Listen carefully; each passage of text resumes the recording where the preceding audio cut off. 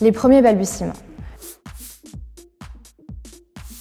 Le lancement du projet, c'est l'étape clé. Et elle peut paraître un peu insurmontable. Il y a deux grands enjeux. Déjà, il faut réussir à tester son idée à moindre coût pour s'assurer qu'on part dans la bonne direction. Ensuite, il faut arriver à se lancer assez rapidement en embarquant son équipe.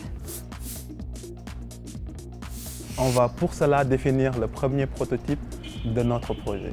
La première étape consiste à poser des incertitudes, des hypothèses qui nous permettront de mieux comprendre et mieux définir le prototype que nous allons lancer. Par exemple, on peut commencer par se poser des questions. Qu'est-ce qui n'a jamais été testé dans notre projet ou bien dans le domaine où nous sommes?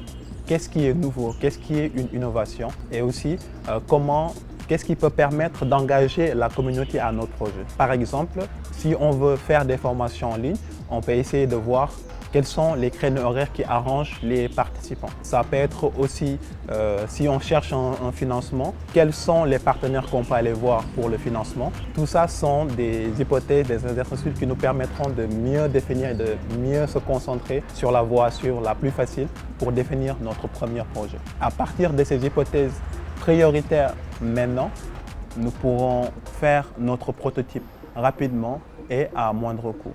Un groupe WhatsApp, une page Facebook, un événement physique ou même une newsletter sont des moyens pour faire son prototype à moindre coût. On peut même créer un prototype physique pour lancer notre projet, c'est-à-dire définir le premier prototype de notre projet.